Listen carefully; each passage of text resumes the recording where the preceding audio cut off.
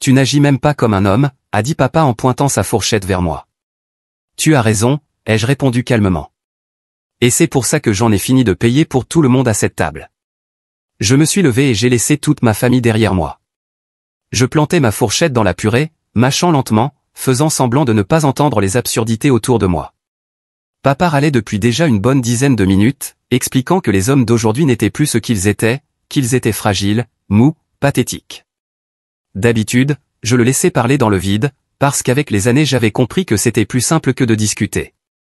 Mais là, il s'est tourné vers moi, a levé sa fourchette comme un marteau de juge et a lancé « Et toi, t'es le pire, t'agis même pas comme un homme. » J'ai éclaté d'un petit rire sec, puis j'ai poussé mon assiette. Vraiment? Je me suis adossé à ma chaise, bras croisés. Alors vas-y, explique-moi ce que ça veut dire être un homme. Éclaire-moi, papa. Il n'a même pas hésité. Un homme ne se laisse pas marcher dessus, il ne perd pas son temps, il prend les choses en main. Un sourire lent est monté à mes lèvres. Tu sais quoi? Tu as parfaitement raison. Je me suis tourné vers Camille et j'ai dit, c'est pour ça que je ne paierai plus ton loyer. Plus de factures réglées pour toi, plus de cadeaux, c'est terminé. Toute la pièce s'est figée. Camille m'a regardé comme si je parlais chinois. Quoi? A-t-elle lancé en riant nerveusement. Tu plaisantes? Non. J'ai pris ma serviette, essuyé mes doigts et je me suis levé. Tu comptes sur moi depuis des années. Je croyais t'aider, mais tu n'es pas en difficulté, Camille, tu es juste paresseuse. Elle ouvrait la bouche sans qu'un mot n'en sorte. C'est pas juste. Tu avais dit que tu m'aiderais le temps que je me remette sur pied. C'était il y a 3 ans. Je me suis tourné vers papa, toujours figé, fourchette en l'air. Tu voulais que je sois un homme, non? Eh bien voilà, un homme ne se laisse pas utiliser. J'en ai assez. J'ai attrapé ma veste et je suis sorti. Dehors, une brise fraîche m'a accueilli, tranchante, vivifiante. J'ai eu l'impression de me libérer d'un poids que je ne savais même pas porter. Pour la première fois depuis des années, je ne m'occupais plus de personne. Plus besoin de sauver Camille, plus de sermons de papa, fini le rôle de banquier familial. À peine arrivé à la voiture, mon téléphone s'est mis à vibrer dans ma poche. Pas besoin de vérifier, je savais que c'était Camille.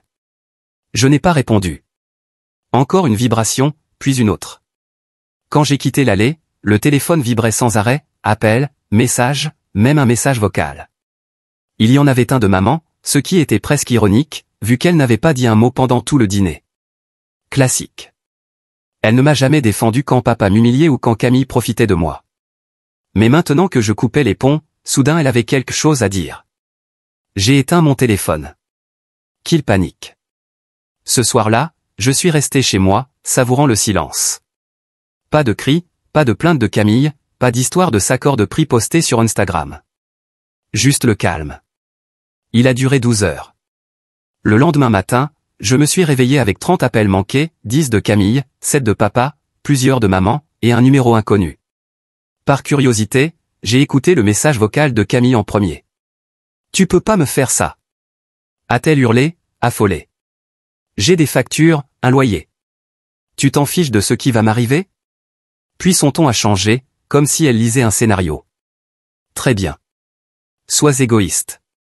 Mais si je finis à la rue, ce sera ta faute. » J'ai ri doucement. C'était tellement Camille. Aucune reconnaissance, aucune remise en question. Juste de la manipulation, encore et toujours. Ensuite, j'ai écouté le message de papa. Ah, tu trouves ça drôle? Abandonner ta propre famille? Laisser ta sœur derrière toi? Il a ricané, dégoûté. Tu reviendras. Tu finis toujours par revenir en rampant. Ça m'a touché un peu, pas parce que c'était vrai, mais parce qu'il y croyait. Je n'étais jamais revenu. C'est eux qui dépendaient de moi, pas l'inverse. Et ils le savaient très bien. J'ai supprimé tous les messages et jeté mon téléphone sur le comptoir. Qu'ils stressent. Je ne reviendrai pas. Et je ne leur donnerai plus un seul centime. Quand la soirée est arrivée, la crise de Camille était totale. Elle n'appelait plus, elle inondait mon téléphone. Chaque heure. Comme je ne répondais pas, elle a basculé sur les textos. Camille, tu fais vraiment ça là? Camille, tu fous tout en l'air. Camille, réponds. On doit parler. Puis, quand je n'ai toujours pas répondu. Camille. Ah ok, je vois. C'est ta façon de prouver un truc? Super mature. Mais tu peux pas juste me couper comme ça. J'ai besoin de temps pour digérer. J'ai soufflé. Du temps, elle en avait eu 3 ans. Et qu'en avait-elle fait? Rien. Et moi, je refusais toujours de répondre. Puis les messages sont devenus venimeux. Alors Camille, tu es vraiment d'accord pour laisser ta sœur finir à la rue? Camille, papa et maman avaient raison à ton sujet. Tu es pathétique. Tu es juste jaloux parce que, moi, j'ai une vraie vie et toi, t'es qu'un raté solitaire. Voilà, l'insulte ultime. La même tactique qu'elle utilisait depuis l'enfance, me rabaisser, me faire sentir inutile, tenter de reprendre le contrôle. Mais cette méthode n'avait plus aucun effet. Je n'ai pas répondu. À la place, j'ai vaqué à mes occupations, fait quelques courses, pris un verre. Pas un mot. Pas un centime envoyé. Le soir venu, je pensais qu'elle avait fini par s'épuiser. Je me trompais. À exactement 21h45, j'ai entendu des coups rapides et forts à ma porte. Camille. J'ai poussé un soupir en posant ma tasse.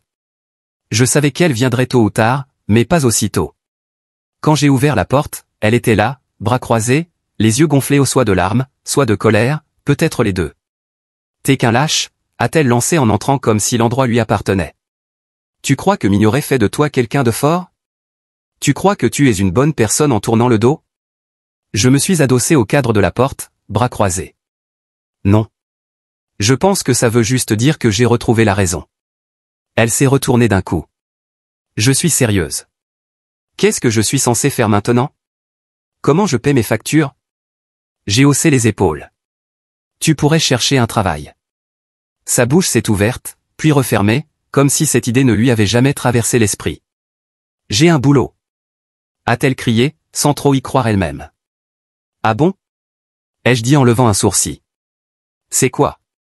Elle a hésité. C'est compliqué. Exactement ce que je pensais. Elle a serré les poings.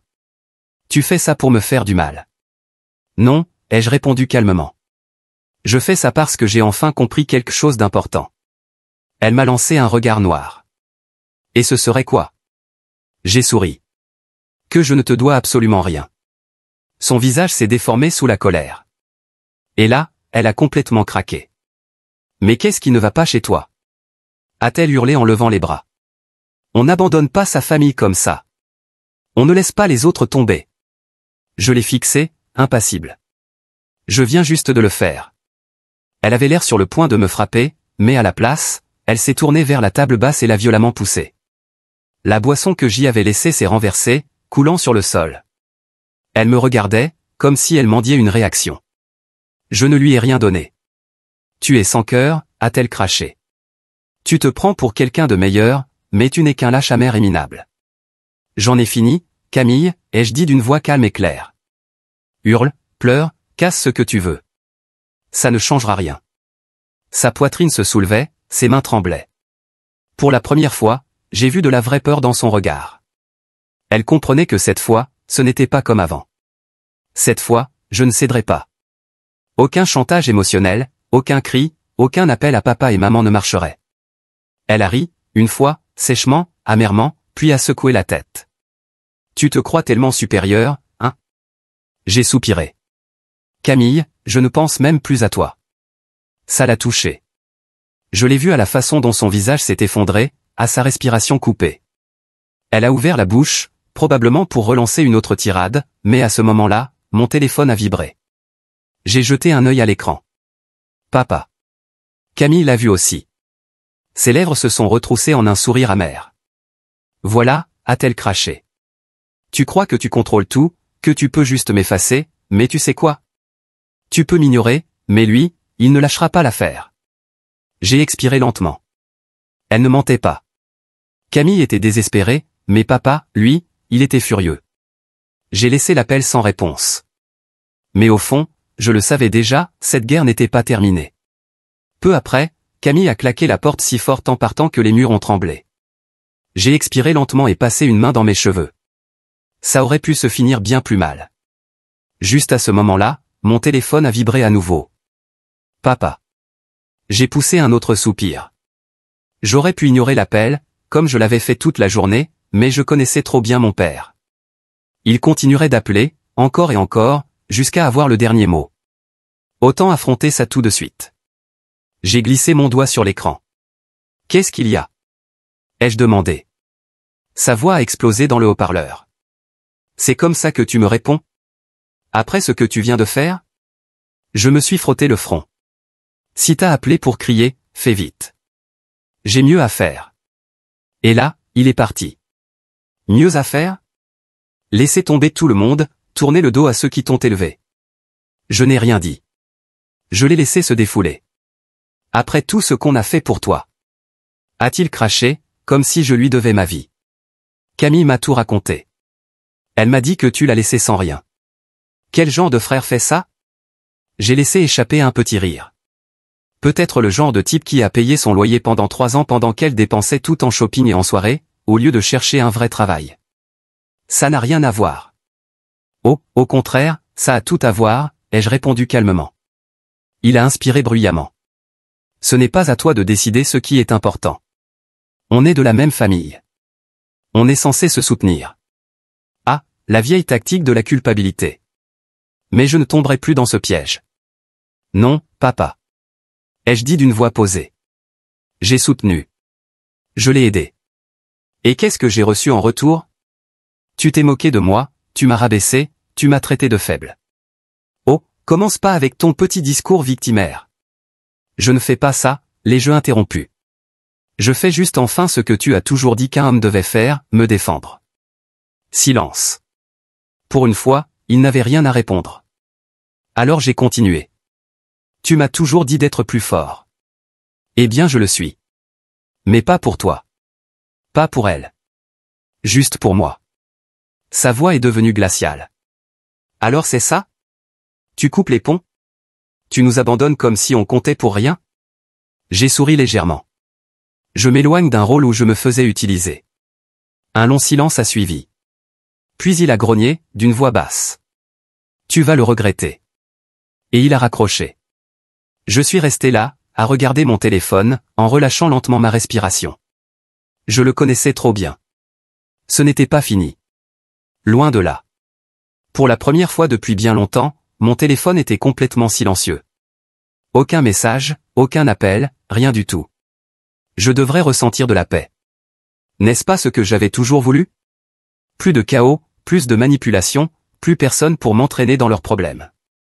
Mais je n'étais pas dupe. Ce silence, ce n'était pas une reddition. C'était le calme avant leur prochaine attaque. Camille n'était pas du genre à abandonner sans se battre. Et papa, lui, il se nourrissait de contrôle. S'il ne me contactait pas maintenant, cela voulait simplement dire qu'il préparait quelque chose. Pourtant, je m'en fichais. Je ne comptais pas revenir en arrière. J'avais choisi la paix. J'ai recommencé à vivre normalement. Je suis allé au travail et, pour la première fois depuis des années, j'ai dépensé ce que je gagnais pour moi. J'ai rempli mon frigo, payé mes factures sans devoir sauver quelqu'un d'autre.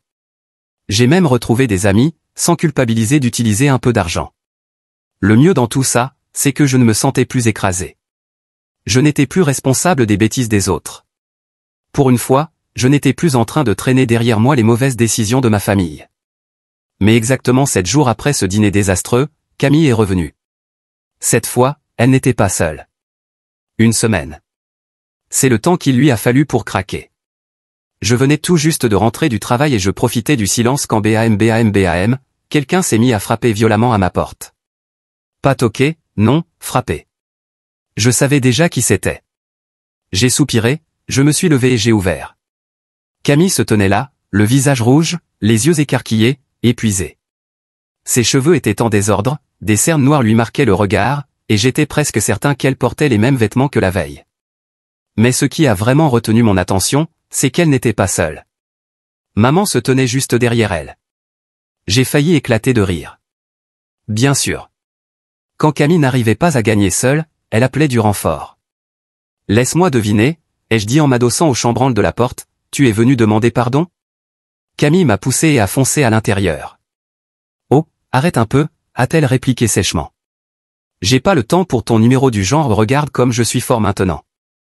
J'ai besoin d'argent. J'ai cligné des yeux. C'est censé me toucher? Maman s'est avancée, plus douce. Mon chéri, elle traverse une période très difficile. Je l'ai regardée droit dans les yeux, les bras croisés. Elle traverse des difficultés depuis des années. Qu'est-ce qui est si urgent cette fois? Camille a plissé les yeux. Mon propriétaire m'a donné un avis d'expulsion. J'ai une semaine pour payer le loyer où je suis dehors. J'ai simplement haussé les épaules. Ça a l'air d'être ton problème, pas le mien. Son expression s'est durcie. Tu vas vraiment rester là à laisser ta propre sœur finir à la rue? Et voilà. La vieille tactique de la culpabilité.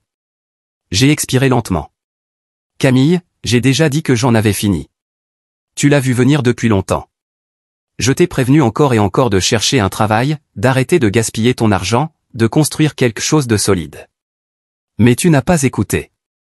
Donc non. Cette fois, je n'interviendrai pas. Camille s'est tournée vers maman, comme si elle attendait du soutien. Et bien sûr, maman était prête. Elle m'a touché doucement le bras. Mon cœur, je comprends que tu sois blessé, mais... J'ai coupé net. Non, tu ne comprends pas. Si tu comprenais, tu ne serais pas ici à essayer de me faire porter la faute. Camille a soufflé avec mépris. T'as l'argent. Tu pourrais tout régler en 2 secondes. J'ai ri doucement. Justement. Et c'est pour ça que je ne le ferai pas. Ses yeux se sont écarquillés, comme si elle n'arrivait pas à croire que je parlais sérieusement. T'es dégoûtant, a-t-elle murmuré. Non, ai-je répondu d'un ton calme et ferme. J'ai enfin compris que te sauver ne faisait que t'enfoncer. Le visage de Camille s'est tordu de rage. T'es qu'un égoïste, aigri, pathétique, ça suffit, a dit maman d'un ton tranchant, sa voix coupant l'air comme une lame. Camille s'est figée en plein milieu de sa phrase, surprise. Et pour la première fois de ma vie, maman ne me regardait pas avec déception. Elle regardait Camille. Camille, a-t-elle dit doucement en se frottant le front, ce n'est pas lui qui a provoqué tout ça. C'est toi. La bouche de Camille s'est ouverte, mais aucun mot n'en est sorti. Maman, tu ne peux pas être sérieuse? Mais maman l'a coupé encore une fois.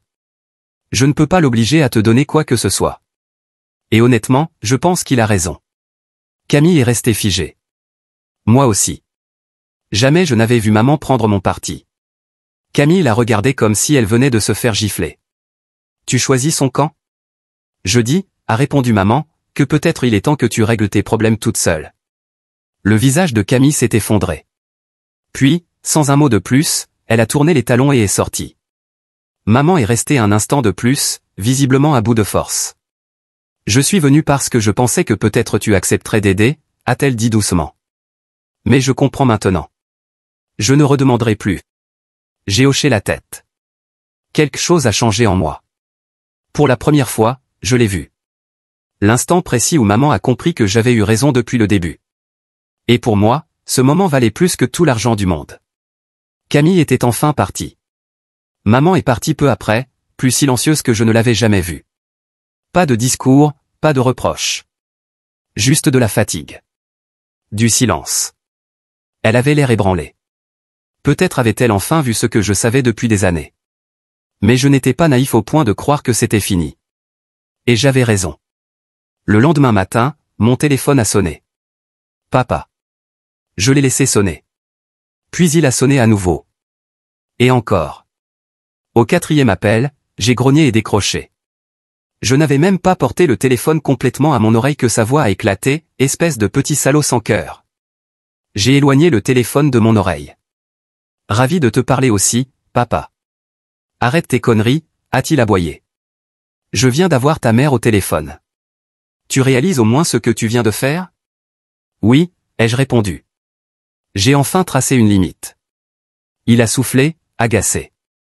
Tu as laissé ta propre sœur se faire virer comme un vulgaire chien errant. Quel genre d'homme fait ça? J'ai failli éclater de rire. Oh, donc maintenant, être un homme, ça compte pour toi?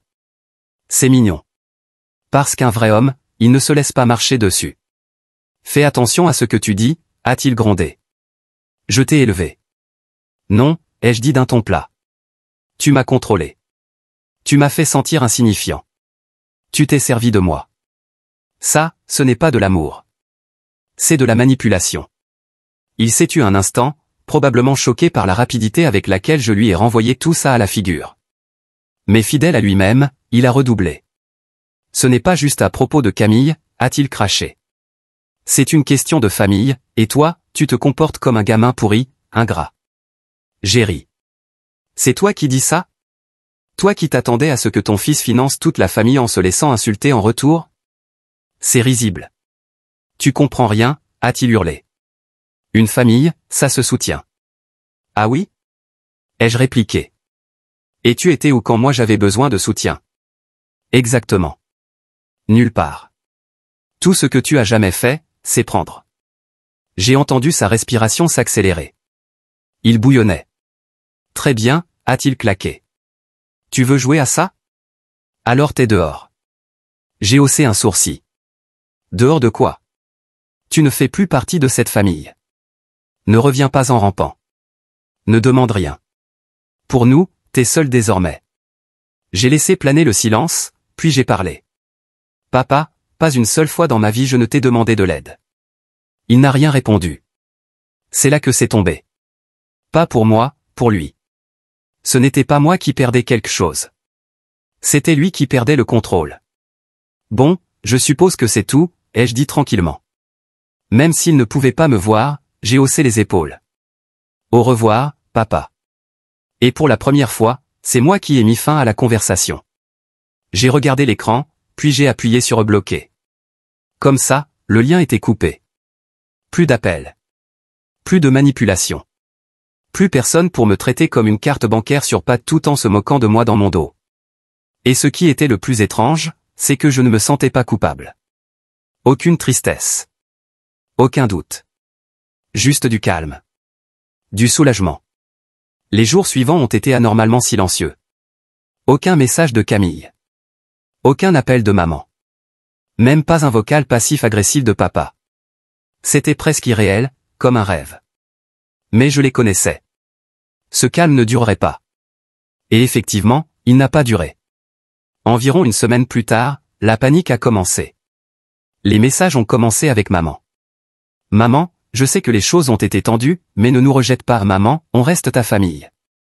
Maman, on peut juste parler? J'ai ignoré chacun d'eux. Puis Camille est entrée en scène. Camille, tu as complètement détruit ma vie. Camille, c'est ça que tu voulais? Camille, et au moins le courage de me regarder dans les yeux. Ce dernier m'a presque fait rire. Me regarder en face? Elle voulait dire affronter le fait que je refusais de la sauver, encore une fois. Je n'ai répondu à aucun. Puis papa a craqué. Sa première série de textos était exactement ce à quoi je m'attendais. Papa, espèce de gamin gâté. Papa, tu crois que t'es meilleur que tout le monde maintenant? Papa, donne-toi un mois, tu reviendras en rampant. J'ai levé les yeux au ciel. Du pur papa. Mais ensuite, les messages ont changé. Quelques jours plus tard, il a essayé une autre approche. Papa, pas la peine de se battre comme ça.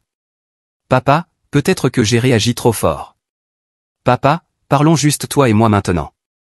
Il voulait une conversation cœur à cœur. Je n'ai rien dit, parce que je savais exactement ce que c'était. Ce n'était pas du remords. Ce n'était pas de la croissance. C'était de la peur. La peur de ne plus avoir le contrôle. La peur que sans moi pour financer leur chaos, tout s'écroule. Et j'avais raison. 3 jours plus tard, maman a craqué à son tour et a révélé ce qui se passait vraiment. Maman, ton père a emprunté de l'argent pour aider Camille à garder son appartement. Maman, il pensait pouvoir rembourser rapidement, mais la situation est mauvaise. Maman, s'il te plaît, il faut qu'on parle. Et voilà. La vérité à nu. Ils ne me contactaient pas parce que je leur manquais. Pas parce qu'ils tenaient à moi.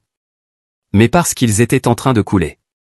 Et pour la première fois de toute ma vie, je n'ai rien ressenti. J'ai lu le message de maman, on est en grande difficulté. Et je n'ai pas bronché. Avant, ça m'aurait brisé. J'aurais appelé, je me serais excusé. Je me serais laissé entraîner une fois de plus à nettoyer leurs dégâts. Pas cette fois. J'ai posé mon téléphone et j'ai continué ma journée comme si de rien n'était. Ce soir-là, un autre message est apparu. Maman, s'il te plaît, réponds. On reste ta famille. Puis un autre. Maman, on peut arranger les choses. Ne nous ferme pas la porte. Ne sois pas sans cœur. Sans cœur. J'ai secoué la tête, lentement. Je n'étais pas cruel. J'étais juste arrivé au bout. Pendant des années, je leur ai tout donné. Mon temps, mon énergie, mon argent. Et qu'est-ce que j'ai eu en retour? Du mépris, des moqueries. Ils riaient de moi, me rabaissaient, me traitaient comme un paillasson, jusqu'au moment où ils avaient besoin de moi. Et maintenant que je me défendais enfin, je devenais le méchant. J'ai pensé un instant à écrire quelque chose. Un dernier message. Une explication. Une forme de clôture. Mais ça m'a frappé. À quoi bon? Ils n'avaient jamais écouté. Ils se fichaient de ce que j'avais à dire. Tout ce qui les intéressait, c'était que leur filet de sécurité avait disparu. Alors j'ai fait la seule chose qu'il me restait à faire. Je les ai bloqués. Tous. Papa, bloqué. Maman, bloqué. Camille, bloqué. Et pour la première fois depuis ce qui m'a semblé une éternité, je n'attendais pas la prochaine catastrophe émotionnelle. Je ne perdais plus le sommeil à cause du loyer en retard de quelqu'un d'autre ou de ses choix absurdes. J'étais libre. Alors que je me laissais aller dans le silence et que je contemplais le calme qui m'entourait, une chose était parfaitement claire, je ne regrettais rien. Pas même un tout petit peu.